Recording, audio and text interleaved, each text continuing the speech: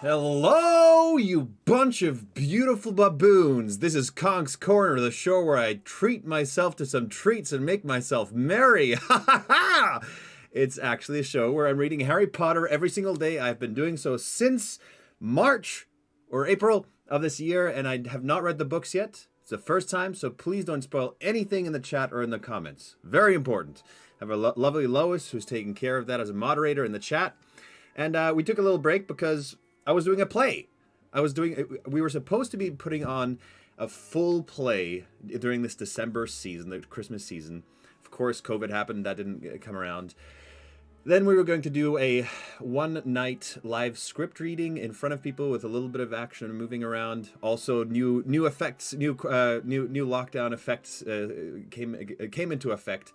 And now it was just an online Zoom reading of a play. The play is about two characters trying to put on a play about Christmas, the Christmas story, and they're from a community theater. I play a very hoity-toity actor who thinks very highly of himself, and of course things go wrong. So if you want to check that out, I'm going to put it into the link description, or just head to Pacific Theater. Type in Pacific Theater in Google, and it'll be the play called Messiah there. All right. Do you think we'll finish this before New Year's? Hopefully. I would love to. I would love to. Dex's camera is a bit different. Oh, it's pointed downwards. Just because I got him a new bed. Here, let me fix that real quick so you can actually see Dexter fully. Hey, buddy. Hey, bud. I don't know if that's better, but we'll see. We'll see. Is that better? Yeah, you can see his face a little bit now. Okay, so where we left off last time was... Oh yeah, right. The Golden Tree were quarantining themselves. They were in quarantine. They were out in the forest. They couldn't go into public, couldn't go to any other people. They were stuck with each other, getting mad and frustrated and hungry with each other and fighting. So that's where we left off. And I stopped right before they heard somebody approaching them. I don't know who. So we'll get we'll see what is happening now. Because the last reading it was all about the relationship and them hanging out in the forest, scrounging for mushrooms.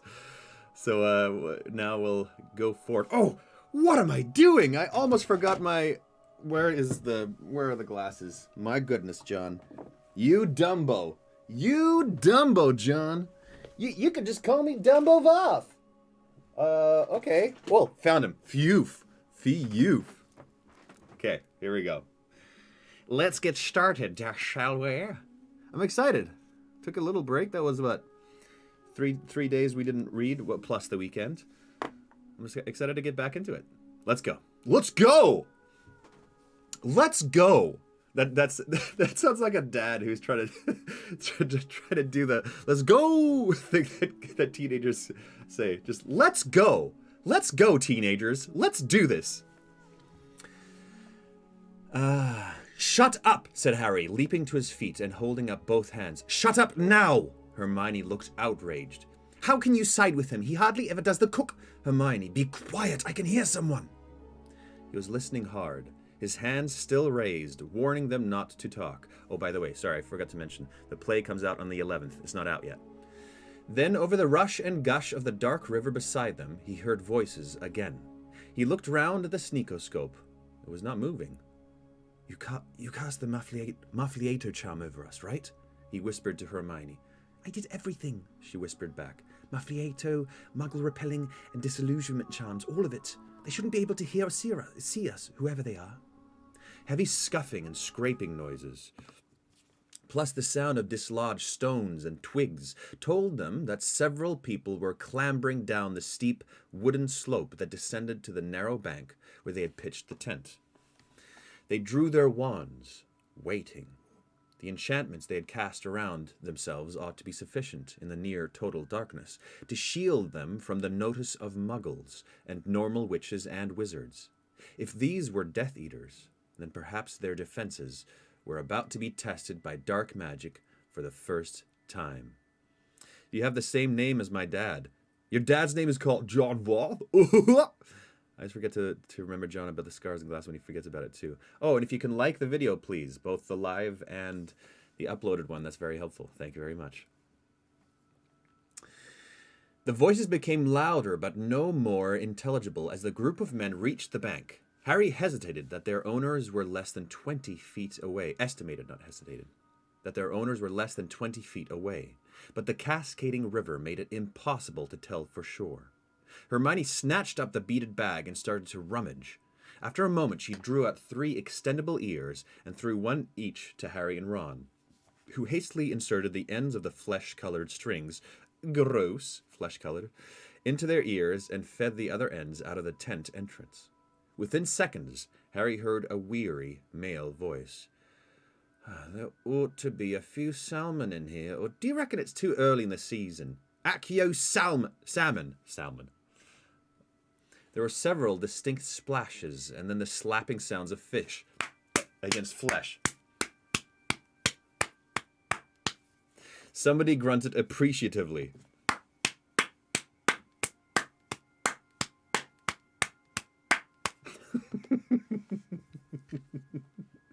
Harry pressed the extendable ear deeper into his own. Over the murmur of the river, he could make out more voices, but they were not speaking English or any human language he had ever heard. It was a rough and unmelodious tongue, a string of rattling, guttural noises. And there seemed to be 2 speakers, one with a slightly lower, slower voice than the other. Danny Jor writes thick.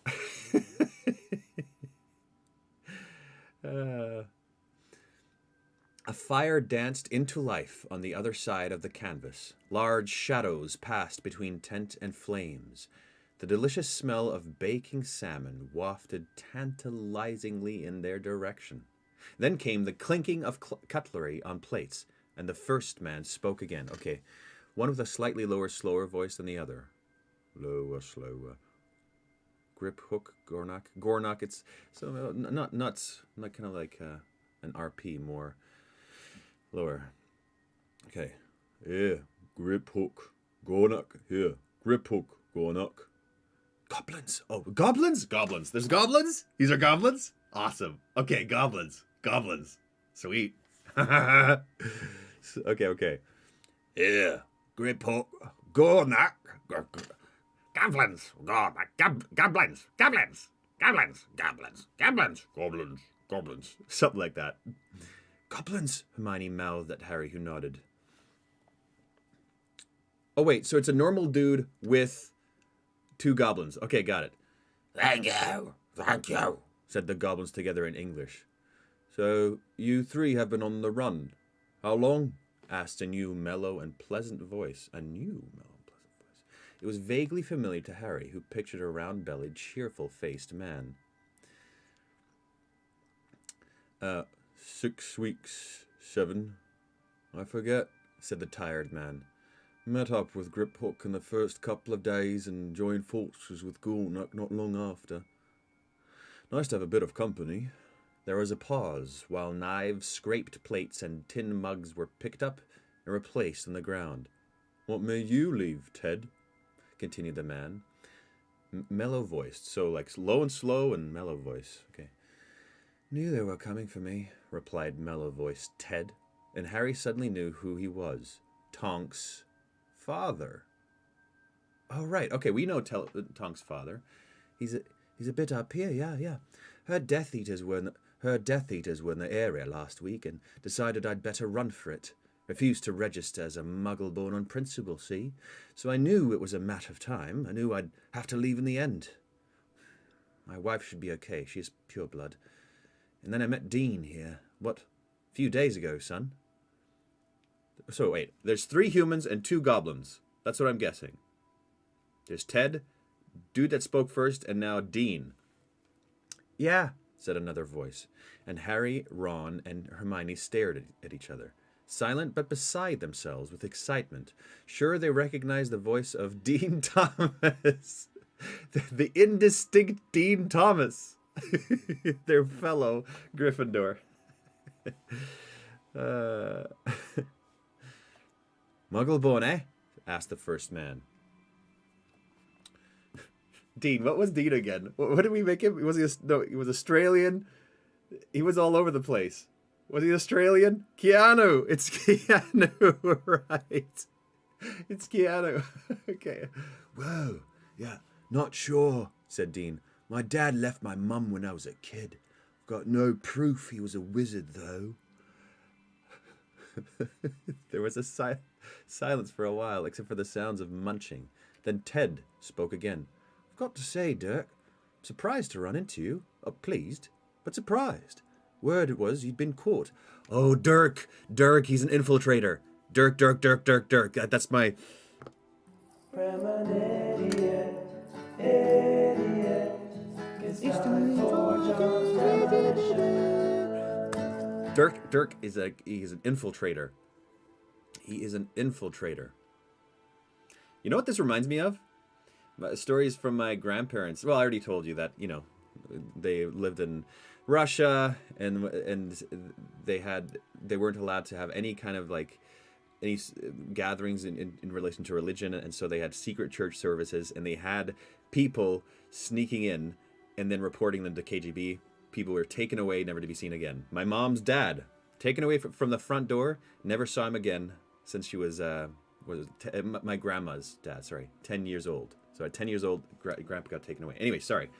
That's what this reminds me of for some reason, is infiltrator. Okay. Dirk. What's his voice? What is Dirk's voice like? There was silence for a while, except for the sounds of munching. Then Ted spoke again. Got to say, Dirk, surprised to run into you. Pleased, but surprised. Word was you'd been caught. I was, said Dirk. I was halfway to Azkaban when I made a break for it. Stunned Dawlish and nicked his broom. It was easier than you think. I don't reckon he's quite right at the moment. Might be confounded. If so, I'd like to shake the hand of the witch or wizard who did it. Probably saved my life. There was another pause, in which the fire crackled and the river rushed on. Then Ted said, And where do you two fit in? I had the impression the goblins were, for you know who, on the whole. Higher-voiced goblin. You've had the goblins. Ah, yeah. You had a false impression, said the higher voice to the goblins. We take no sides. This is a wizard's war. How come you're in hiding, then? Oh, I deemed it prudent, said the deeper-voiced goblin. Having refused what I considered an impertinent request, I could see that my personal safety was in jeopardy. What did they ask you to do? Asked Ted. Duties ill-befitting the dignity of my race, replied the goblin, his voice rougher and less humour as he said it. I am not a house elf. What about you, Griphook? Similar reasons, said the higher-voiced goblin. Gringotts is no longer under the sole control of my race. I recognize no wizarding master. He added something under his breath in gobbledygook, and Gernok laughed. What's the joke? Asked Dean. He said, replied Dirk, that there are things wizards don't recognize either. There was a short pause. I don't get it, said Dean. I had my small revenge before I left, said Griphook in English. Goblin, I should say, amended Ted hastily, didn't manage to lock a Death Eater up in one of those old high security vaults, I suppose. If I had, the sword would not have helped break him out, replied Griphook. Gernok laughed again, and even Dirk gave a dry chuckle. The goblins are Skeletor. I believe most goblins are very chill. Carrie says, wow, I want to read a book about your grandparents' experience. My grandma wrote one. It's not publicized, but I think they're wanting to. Anyway, it exists. Dean and I are still missing something here, said Ted.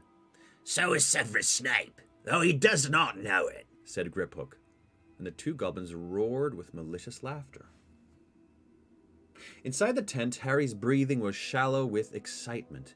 He and Hermione stared at each other, listening as hard as they could. Did you hear about that, Ted? Asked Dirk. About the kids. who tried to steal Gryffindor's sword out of Snape's office at Hogwarts. An electrical current seemed to course through Harry, jangling his every nerve as he stood rooted to the spot. There's some kids who try to steal Gryffindor's sword out of Snape's office at Hogwarts? Is that Neville? And how can I forget her name? How dare I forget her name? Ginny, Neville, and what? No. What is her name? Oh, I feel so bad because she's one of my favorite characters. Why have I forgotten? Luna. My gosh, Luna. Yeah, it's probably those three doing their own little missions on the side. Awesome. Wait, do they know about the Horcruxes? Wait, I can't remember if Harry told them about the Horcruxes. Oh, no, they wouldn't know to go steal that. Never heard a word, said Ted. Not in the Prophet, was it? Hardly, chortled Dirk. Gripbook here told me. He heard about it from Bill Weasley, who works for the bank. One of the kids who tried to take the sword was Bill's younger sister. So, what? How did they know about this? Harry glanced towards Hermione and Ron, both of whom were clutching the extendable ears as tightly as lifelines. She and a couple of friends got into Snape's office and smashed open the glass case where he was apparently keeping the sword. Snape caught them as they were trying to smuggle it down the staircase. God bless them, said Ted. What did they think? That they'd be able to use the sword on you-know-who? Or on Snape himself?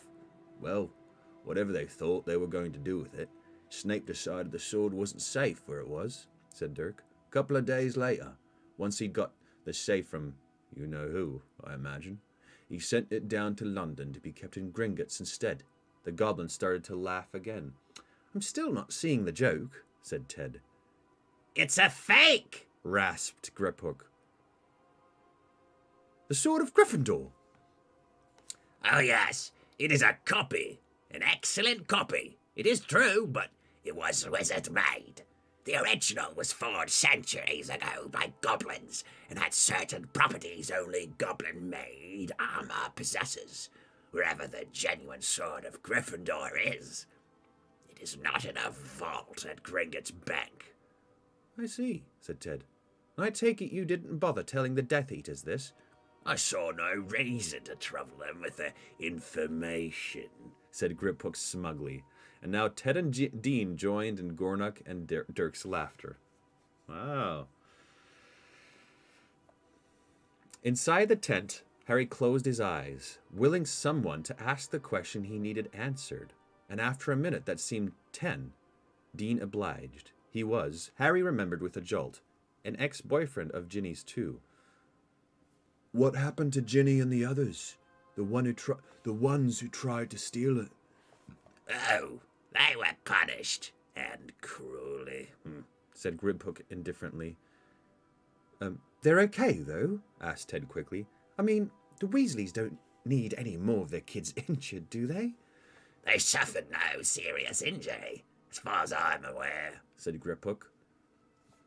Lucky for them, said Ted. With Snape's track record, I suppose we should just be glad they're still alive.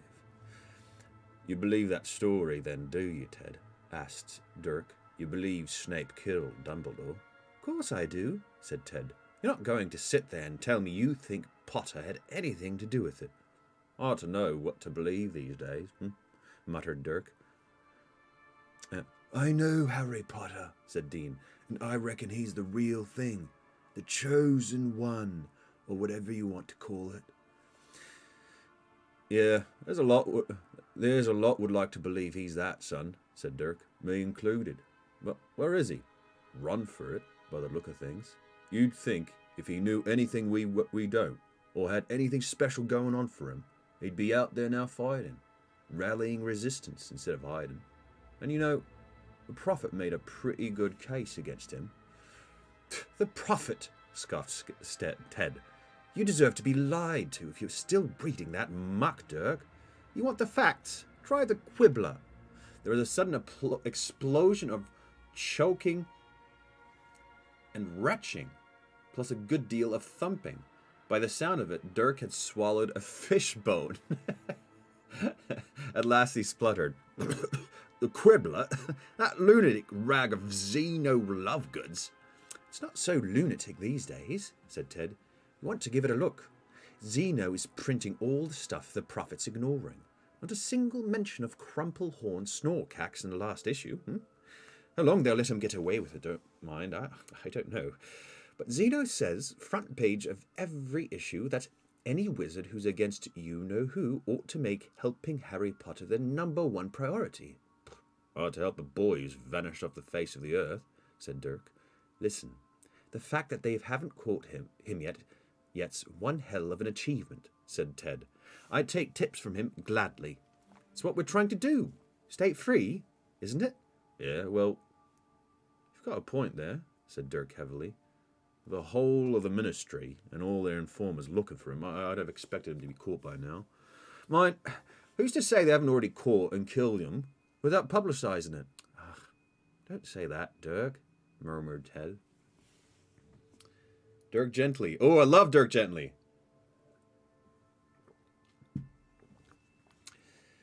There was a long pause filled with more clattering of knives and forks. When they spoke again, it was to discuss whether they ought to sleep on the bank or retreat back up the wooded slope. Deciding the trees would give better cover, they extinguished their fire. Oh, it's nighttime, eh? Ooh-wee, it's nighttime. Deciding the trees would give better cover, they extinguished their fire, then clambered back up the incline, their voices fading away. Harry, Ron, and Hermione reeled in the extendable ears. Harry, who had found the need to remain silent increasingly difficult the longer they eavesdropped, now found himself unable to say more. Ginny, the sword. I know, said Hermione. She lunged for the tiny beaded bag, this time sinking her arm in it right up to the armpit. Here, she said between gritted teeth, and she pulled out something that was evidently in the depths of the bag. Slowly, the edge of an ornate picture frame came into sight. Harry hurried to help her. As they lifted the empty portrait of Phineas Nigellus free of Hermione's bag, she kept her wand pointing at it, ready to cast a spell at any moment. If somebody swapped the real sword for the fake while it was in Dumbledore's office, she panted, as he propped the painting against the side of the tent. Phineas Nigellus would have seen it happen. He hangs right beside the case. Unless he was asleep, said Harry. But he still held his breath as Hermione knelt down in front of the empty canvas, her wand directed at its center, cleared her throat, then said, Phineas Nigellus. Nothing happened. Phineas Nigellus, said Hermione again. Professor Black, please, could we talk to you? Please? Please. Oh, yeah, this is, He's got a really deep voice. There we go. Yeah. Please always helps, said a cold, snide voice, and Phineas Nigellus slid into his portrait. At once, Hermione cried, Oscuro! A black blindfold appeared over Phineas Nigellus's clever, dark eyes, causing him to bump into frame and shriek with pain. Okay. What? How dare? What are you? What are you? I'm very sorry, Professor Black, said Hermione, but it's a necessary precaution. Remove this foul addition at once. Remove it, I say. You're ruining a great work of art. Where am I? What is going on? Never mind where we are, said Harry. And Phineas Nigellus froze. I don't know what that name is so hard to say, abandoning his attempts to peel off the painted blindfold. No, he's the drunk one. Oh, shoot. You're right. I was thinking of... Oh, you're right. It's a different character. Okay, right. He's the drunk dude. The proud, arrogant one. Yeah. Let's start this one over. Can that part... The drunk. Right. Arrogant, proud, drunk one. He's not the drunk one. What is it, then? Imagine calling yourself a great work of art. He's not the drunk one, but he's the nasal one. Okay, yeah. Where are we? Can that possibly be the voice of the elusive Mr. Potter?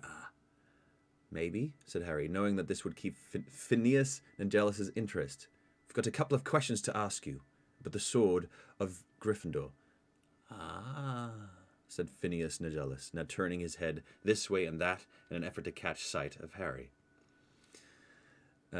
Yes. Oh, that silly girl acted most unwisely there. Shut up about my sister, said Ron roughly. Phineas Nigellus raised supercilious eyebrows. Who else is there? He asked, turning his head from side to side. Your tone displeases me. The girl and her friends were foolhardy in the extreme, thieving from the headmaster. They weren't thieving, said Harry. That sword isn't Snape's. It belongs to Professor Snape's school, said Phineas Nigellus. Oh.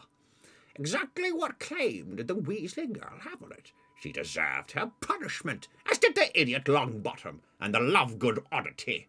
Ha ha! My premonition was it? No, that wasn't a premonition. I was just guessing it.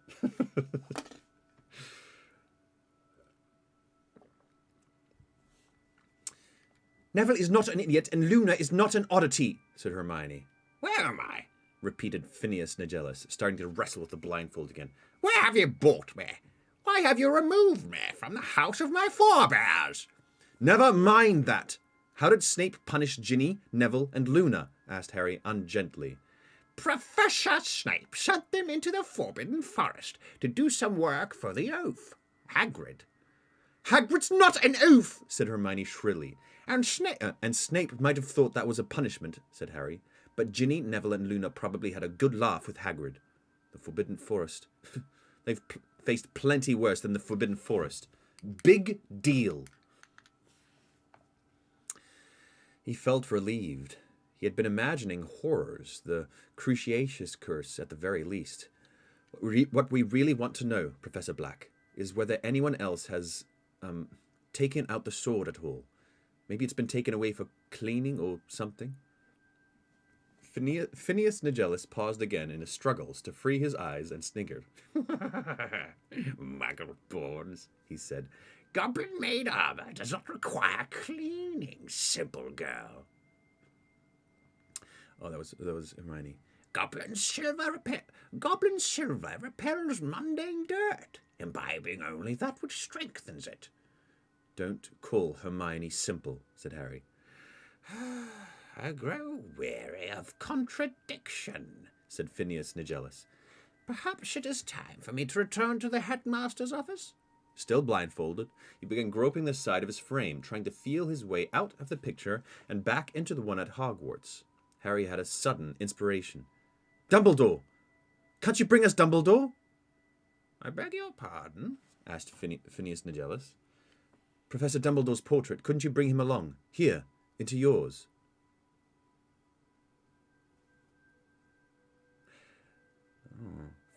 Phineas Nigellus turned his face in the direction of Harry's voice. Evidently, it's not only muggle-borns who are ignorant, Potter. The portraits of Hogwarts may commune with each other, but they cannot travel outside the castle except to visit a painting of themselves hanging elsewhere. Dumbledore cannot come here with me, and after the treatment I have received at your hands, I can assure you that I shall not be making a return visit. Slightly crestfallen, Harry watched Phineas redouble his attempts to leave the frame. Professor Black, said Hermione, couldn't you just tell us, please? When was the last time the sword was taken out of its case? Before Ginny took it out, I mean. Phineas snorted impatiently. I believe that the last time I saw the sword of Gryffindor leave its case was when Professor Dumbledore used to break open a ring.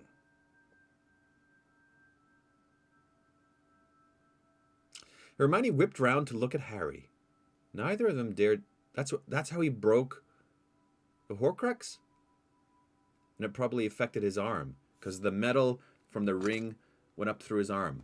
That's what happened to his arm, huh? Hermione whipped round to look at Harry. Neither of them dared say more in front of Phineas Nigellus, who had at last managed to locate the exit. Well, good night to you, he said a little waspishly, and he began to move out of sight again. Only the edge of his hat brim remained in view when Harry gave a sudden shout. Wait! Have you told Snape you saw this? Phineas Nigellus stuck his blindfolded head back into the picture. Professor Snape has more important things on his mind than the many eccentricities of Albus Dumbledore. Goodbye, Potter! And with that he vanished completely, leaving behind him nothing but his murky backdrop. "Harry!" Hermione cried. "I know!" Harry shouted. Unable to contain himself, he punched the air, as more than he had dared to hope for. He strode up and down the tent, feeling that he could have run a mile. He did not even feel hungry anymore. Hermione was squashing Phineas Nigellus's portrait back into the beaded bag. When she had fastened the clasp, she threw the bag aside and raised a shining face to Harry. "The sword can destroy Horcruxes. Goblin-made blades imbibe only that which strengthens them. Harry, that sword's impregnated with basilisk venom. And Dumbledore didn't give it to me because he still needed it, but he wanted to use it on the locket. And he must have realized they wouldn't let you have it if you put it in his will, so he made a copy and put a fake in the glass case. And he left the real one." "Where?" They gazed at each other. Harry felt that the answer was dangling invisibly in the air above them, tantalizingly close. Why hadn't Dumbledore told him? Or had he, in fact, told Harry, but Harry had not realized it at the time. "Think!" whispered Hermione. "Think! Where would he have left it?" "Not at Hogwarts," said Harry, resuming his pacing. "Somewhere in Hogsmeade," suggested Hermione. "The Shrieking Shack?" said Harry. "Nobody ever goes in there. But Snape knows how to get in. Wouldn't that be a bit risky?" "Dumbledore trusted Snape," Harry reminded her. "Not enough to tell him that he had swapped the swords," said Hermione. "Yeah, you're right," said Harry. And he felt even more cheered at the thought that Dumbledore had some reservations, however faint, about Snape's trustworthiness. So, would he have hidden the sword well away from Hogsmeade, then? What do you reckon, Ron? Ron? Harry looked around. For one bewildered moment, he thought that Ron had left the tent, then realized that Ron was lying in the shadow of a lower bunk, looking stony. "Oh, remembered me, have you?" Come on, Ron, shut the hell up. So dumb. But he's jealous of Harry now? That's probably what's happening.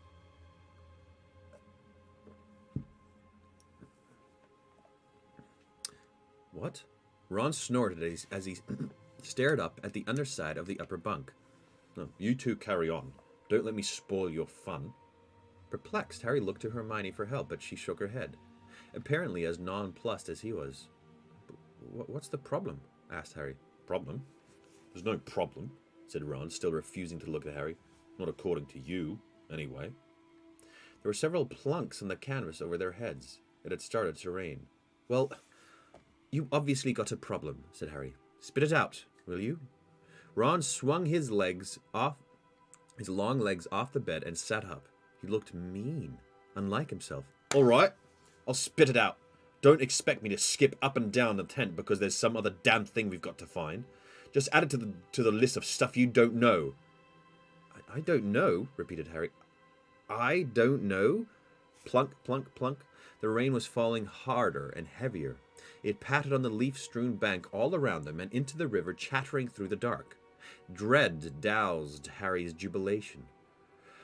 Ron was saying exactly what he had suspected and feared him to be thinking. It's not like I'm not having the time of my life here," said Ron. "You know, with my arm mangled and nothing to eat and freezing my backside off every night. I just hoped, after we've been running around a few weeks, we'd have achieved something."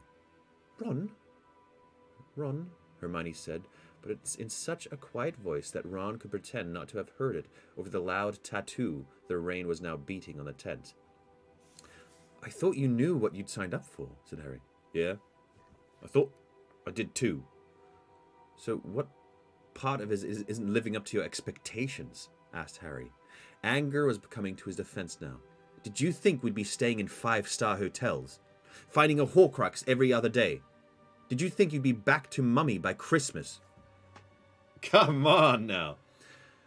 "We thought you knew what you were doing," shouted Ron, standing up, and his words pierced Harry like scalding knives. "We thought Dumbledore had told you what to do. We thought you had a real plan. "Ron," said Hermione, this time clearly audible over the rain thundering on the tent roof, but again he ignored her.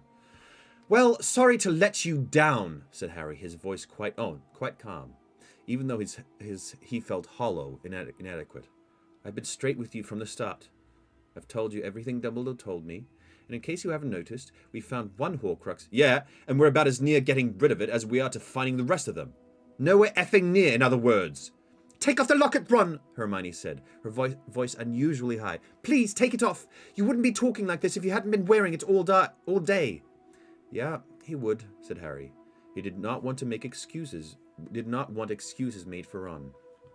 Do you think I hadn't noticed the two of you whispering behind my back? Do you think I didn't guess you were thinking this stuff? Harry, we weren't... That's Hermione. Harry, we weren't... Don't lie, Ron hurled at her. You said it too. You said you were disappointed. You said you thought he had a bit more to go on than... I didn't say it like that, Harry. I didn't, she cried. The rain was pounding the tents. Tears were pouring down Hermione's face, and the excitement of a few minutes before had vanished as if it had never been. A short-lived firework that had flared and died, leaving everything dark, wet, and cold. The sword of Gryffindor was hidden, they knew not where, and they were three teenagers in a tent whose only achievement was not yet to be dead. So why are you still here? Harry asked Ron. Search me, said Ron. Go home then, said Harry. Yeah, maybe I will, shouted Ron, and he took several steps towards Harry. This seems way more serious than anything else that has happened till now. I don't know, it feels much more serious. Took several steps towards Harry, who did not back away. Didn't you hear what they said about my sister? But you don't give a rat's fart, do you? It's only the Forbidden Forest, Harry.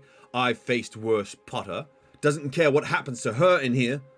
Well, I do, alright? Giant spiders and mental stuff. I was only saying she was with the others. They were with Hagrid. Yeah, I get it. You don't care. And what about the rest of my family? The Weasleys need another kid injured. Did you hear that? Yeah, not bothered what it meant, though. Run, said Hermione, forcing her way between them. I don't think it means anything new has happened, anything we don't know about. Think, Ron, Bill's already scarred. Plenty of people must have seen that George has lost an ear by now, and you're supposed to be on your deathbed with Spattergroit. I'm sure that's all he meant. Oh, you're sure, are you? Right then. Well, I won't bother myself about them.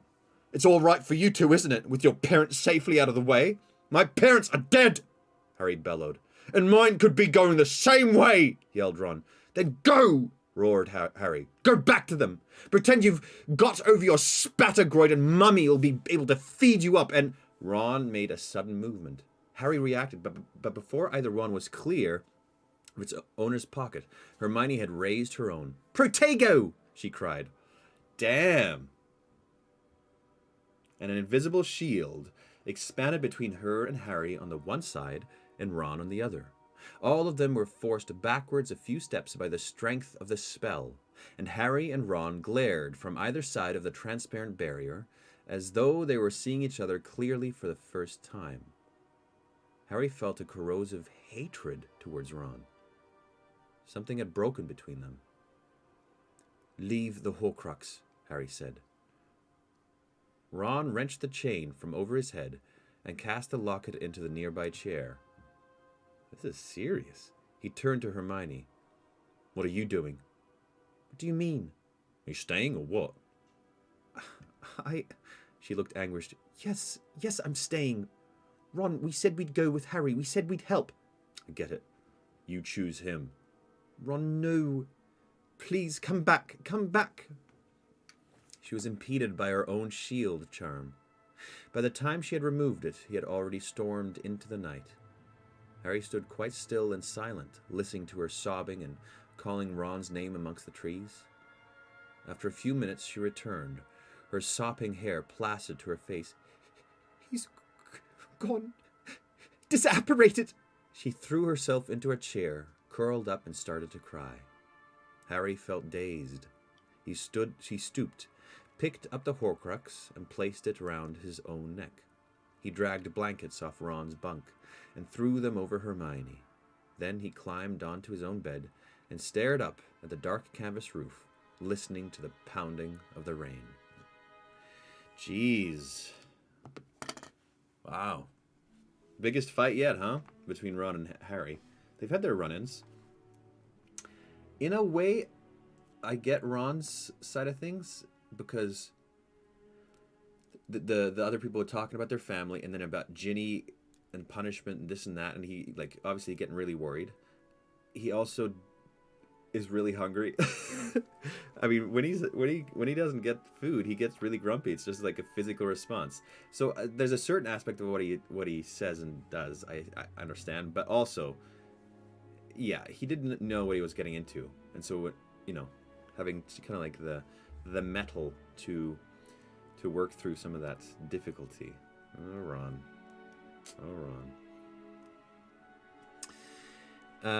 Things are clearly going wrong for them. Nice, KJ. Nice. I mean, it's not like Ron's thinking makes zero sense at all. Locked away without a scrap of news, and the first thing he hears is news about the family that might not be positive at all. Yeah, totally. Also, he's basically a massive amount of lead, what with the Horcrux. And that too, yes. So you can understand portions of it, but it's not overtaken him. It's still his character. It probably brings out the negative aspects of people's character out more. That's probably what it does. Hey, buddy. Want to come up here? Come. Thanks, sir. Come. No, he doesn't want to. He's just going to chill and look at me. All right, chapter 16. Godric's Hollow. They're going to Godric's Hollow. Okay.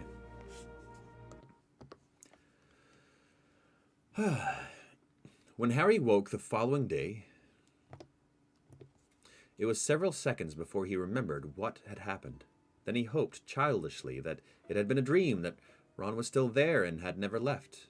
Yet, by turning his head on his pillow, he could see Ron's deserted bunk. It was like a dead body in the way it seemed to draw his eyes. Harry jumped down from his own bed, keeping his eyes averted from Ron's. Hermione, who was already busy in the kitchen, did not wish Harry good morning, but turned her face away quickly as he went by. He's gone, Harry told himself. He's gone. He had to keep thinking it as he washed and dressed, as though repetition would dull the shock of it. He's gone, and he's not coming back. And that was the simple truth of it. Ah, that golden trio! Now it's just the golden duo and 1 silver. And that was the simple truth of it. Harry knew, because their protective enchantments meant that it would be impossible, once they vacated this spot, for Ron to find them again. Oh, right. Oh, geez. He and Hermione ate breakfast in silence. Hermione's eyes were puffy and red. Also that moment where that's also unfair. Where he's like, oh, you're choosing him over me? That is unfair. Like that ultimatum, that's not fair at all. They packed up their things, Hermione dawdling. Harry knew why she wanted to spin out their time on the riverbank. Several times he saw her look up eagerly, and he was sure she had deluded herself into thinking that she had heard footsteps through the heavy rain, but no redhead figure appeared between the trees. Every time Harry imitated her, looked around, for he could not help hoping a little himself, and saw nothing but rain-swept woods, another little parcel of fury exploded inside him. He could hear Ron saying, "We thought you knew what you were doing!" and he resumed packing with a hard knot in the pit of his stomach. It's the tarnished duo. The muddy river beside them was rising rapidly and would soon spill over onto their bank. They had lingered a good hour after they would usually have departed their campsite. Finally, having entirely repacked the beaded bag 3 times, Hermione seemed unable to find any more reason to delay. She and Harry grasped hands and disapparated, reappearing on a wind-swept, heather-covered hillside.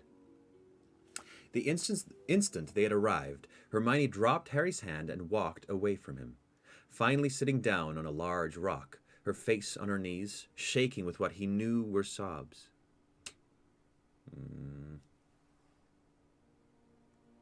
That's really sad. He watched her, supposing that he ought to go and comfort her, but something kept him rooted to the spot. Everything inside him felt cold and tight. Again, he saw the contemptuous expression on Ron's face. Harry strode off through the heather, walking in a large circle with a distraught Hermione at its center. casting the spells she usually performed to ensure their protection. It's that locket. They did not discuss Ron at all over the next few days. Harry was determined never to mention his name again, and Hermione seemed to know that it was no use forcing the issue, although sometimes at night when she thought he was sleeping, he would hear her crying. That breaks my heart. Poor Hermione. Meanwhile, Harry had started bringing out the Marauder's map and examining it by wandlight. He was waiting for the moment when Ron's labeled dot would reappear in the corridor of Hogwarts, proving that he had returned to the comfortable castle, protected by his status of pureblood. However, Ron did not appear on the map, and after a while, Harry found himself taking it out simply to stare at Ginny's name in the girls' dormitory, wondering whether the intensity with which he gazed at it might break into her sleep, that she would somehow know he was thinking about her, hoping that she was all right. By day, they devoted themselves to trying to determine the possible locations of Gryffindor's sword, but the more they talked about the places in which Dumbledore might have hidden it, the more desperate and far-fetched their speculation became. Cudgel his brains though he might, Harry could not remember Dumbledore ever mentioning a place in which he might hide something.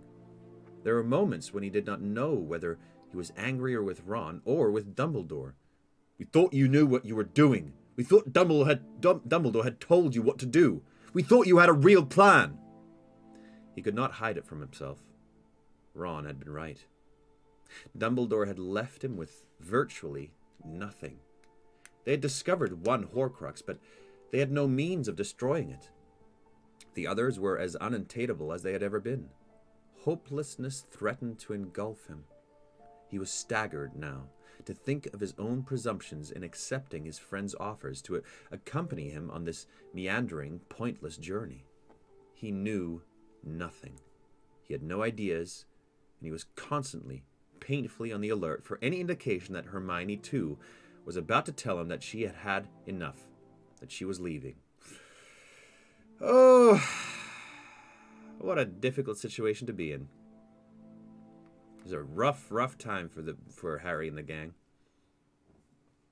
They were spending many evenings in near silence, and Hermione took to bringing out Phineas Nigellus' portrait and propping it up in a chair, as though he might fill part of the gaping hole left by Ron's departure. Despite his previous assertion that he would never visit them again, Phineas Nigellus did not seem able to resist the chance to find out more about what Harry was up to, and consented to reappear, blindfolded, every few days or so. Okay. Harry was even glad to see him because he was company, albeit of a snide and taunting kind. They relished any news about what was happening at Hogwarts, though Phineas Nigellus was... They always says the full name. Though Phineas Nigellus was not an ideal informer, he venerated Snape, the first Slytherin headmaster since he himself had controlled the school, and they had to be careful not to criticize or ask impertinent questions about Snape, or Phineas Nigellus would instantly leave his painting. However, he did let drop certain snippets. Snape seemed to be facing a constant low level of mutiny from a hard core of students. "Yeah, we're students. You guys want to go rip on some brooms later? Take a rip around the stadium, dudes? We're the hardcore students." Ginny had been banned from going into Hogsmeade. Snape had reinstated Umbridge's old decree forbidding gatherings of 3 or more students, or any unofficial student societies. Wow.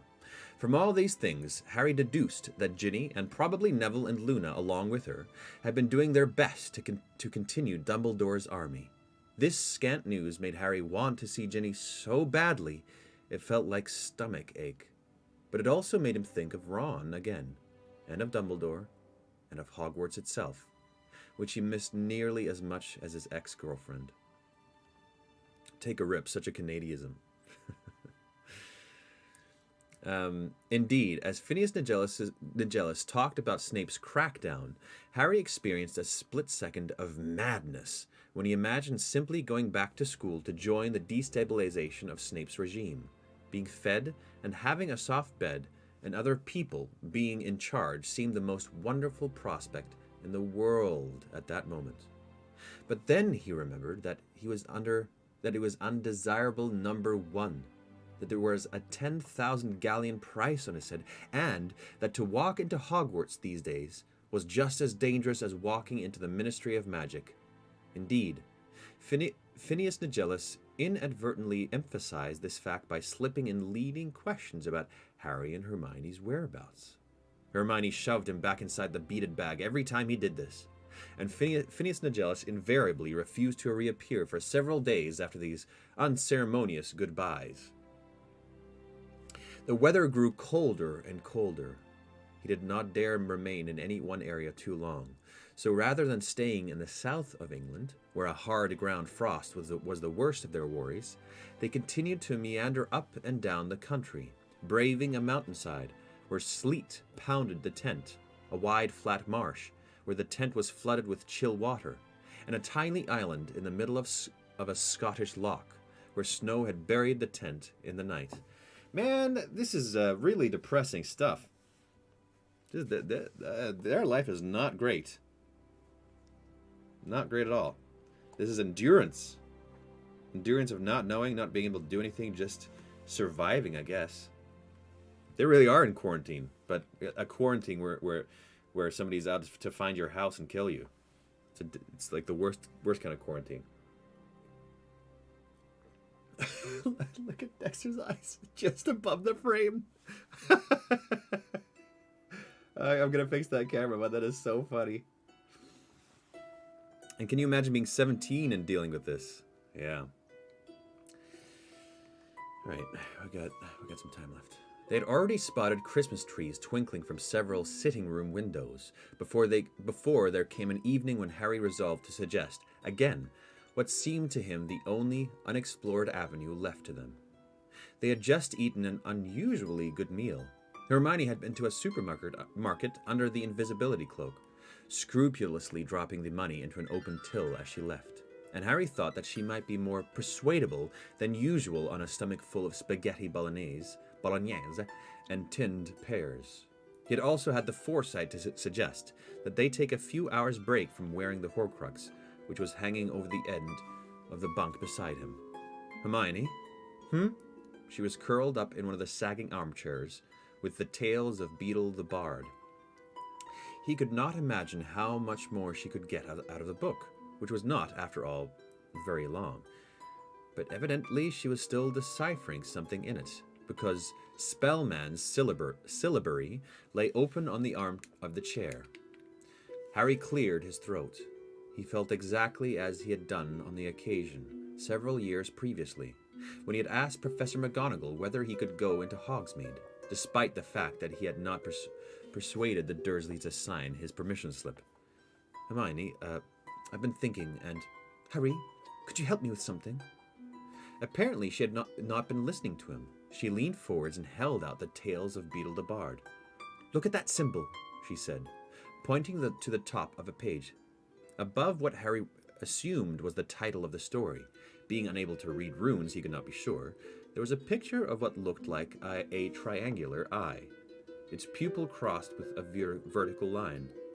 I never took ancient runes, Hermione. I know that, but it isn't a rune, and it's not in the syllabary either. All along I thought it was a picture of an eye, but I don't think it is. It's been inked in.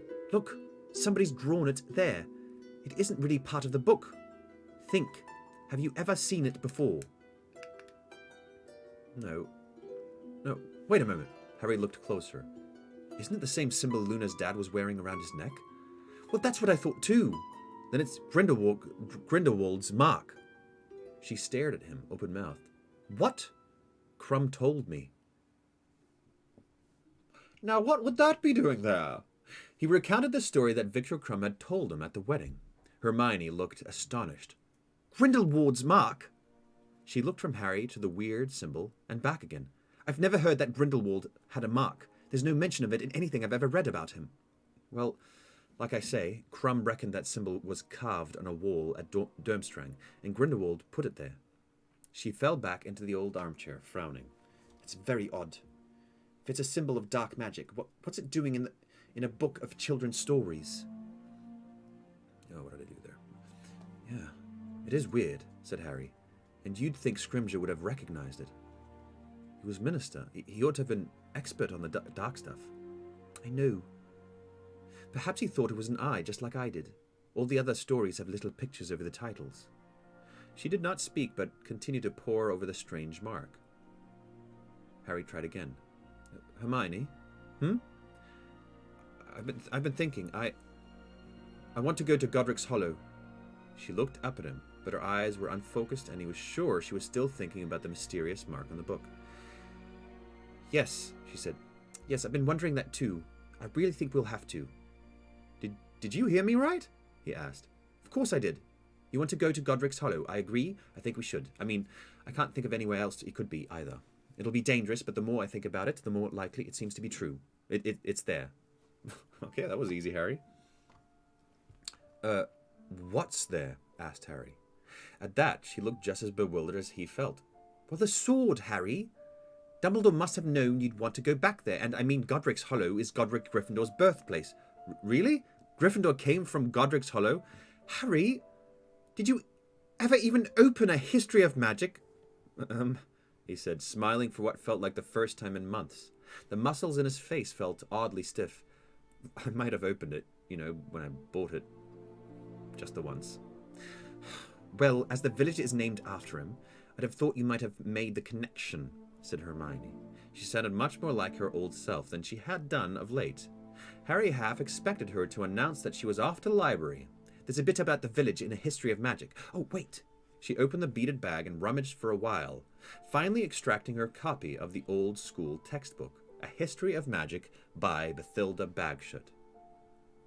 I keep on saying that, which she thumbed through until she found the page she wanted.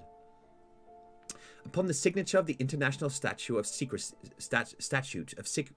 in 1689, wizards went into hiding for good. It was natural, perhaps, that they formed their own small communities within a community. Many small villages and hamlets attracted several magical families who banded together for mutual support and protection. The villages of Tinworth in Cornwall, Upper Flagley in Yorkshire, and Uttry St. Catchpole on the south coast of England were notable homes to knots of wizarding families who lived alongside tolerant and sometimes confounded muggles. Most celebrated of these half-magical dwelling places is perhaps Godric's Hollow, the West Country village where the great wizard Godric Gryffindor was born, and where Bowman Wright, wizarding smith, forged the first golden snitch. Is that the snitch Harry has?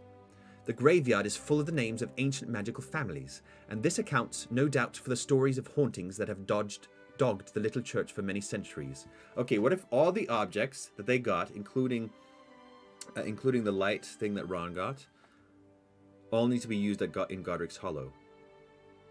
That'd be interesting. You and your parents aren't mentioned, Hermione said, closing the book, because Professor Bagshot doesn't cover anything later than the end of the 19th century. But you see, Godric's Hollow, Godric Gryffindor, Gryffindor's sword. Don't you think Dumbledore would have expected you to make the connection? Oh, yeah.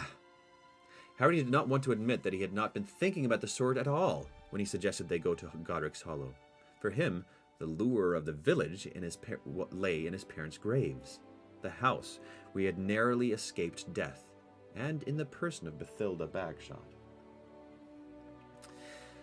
Remember what Muriel said? He asked eventually. Who?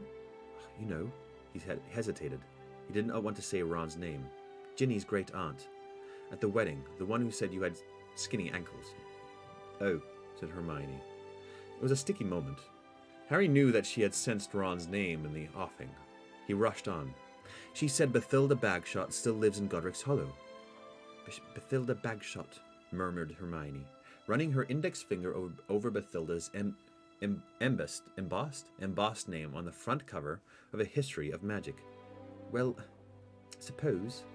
She gasped so dramatically that Harry's insides turned over. He drew his wand, looking round at the entrance, half expecting to see a hand forcing its way through the entrance flap, but there was nothing there.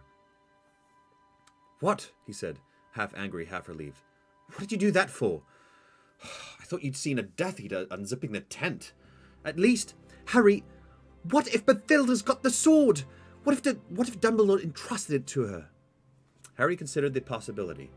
Bathilda would be an extremely old woman by now, and according to Muriel, she was gaga. Gaga! Was it likely that Dumbledore would have hidden the sword of Gryffindor with her? If so, Harry felt that Dumbledore had left a great deal to chance. Dumbledore had never revealed that he had replaced the sword with a fake, nor had he so much as mentioned a friendship with Bathilda. Now, however, was not the moment to cast doubts on Hermione's theory, not when she was so surprisingly willing to fall in with Harry's dearest wish. Yeah, he might have done.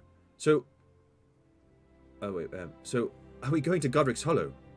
Yes, but we'll have to think it through carefully, Harry. She was sitting up now, and Harry could tell that the prospect of having a plan again had lifted her mood as much as his.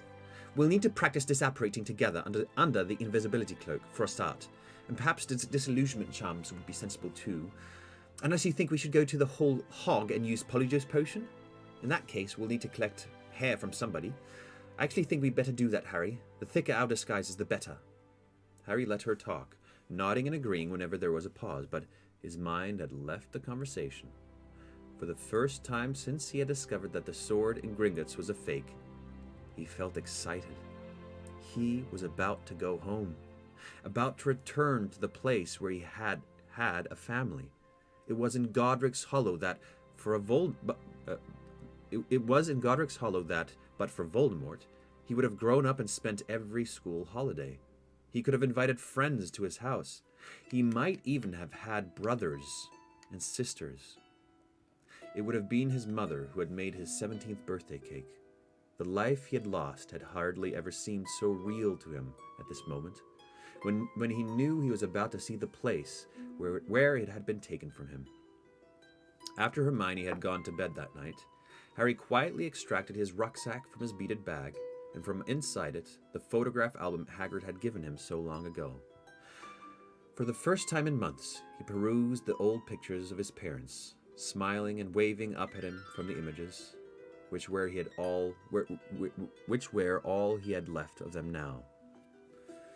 Harry would gladly have set out for Godric's Hollow the following day, but Hermione had other ideas. Okay, we're gonna stop there. That was an hour. Again, not a ton of action in terms of, overall story progression, but man, a lot of action in terms of relationships. Harry and Ron fighting, him leaving, saying, I'm done with you and I'm done with this. And then also the heartbreak of seeing Hermione choose Harry, apparently. And the couple of discoveries. Very fun. Very fun. Oh boy. Okay, friends. I'll be back tomorrow. Hope you have a wonderful evening. And Merry Christmas. Merry Christmas season. I hope you're all enjoying yourselves and having a good time. Okay. What do you think will happen next? Well, they'll go to Godric's Hollow. And let's see. I think, okay, how about this? At Godric's Hollow, they'll have an actual wizard and witch fight. They'll actually fight someone. I think that's what's going to happen. I don't know what else, but yeah. All right, thanks everybody. See you later. Have a good evening. Bye-bye.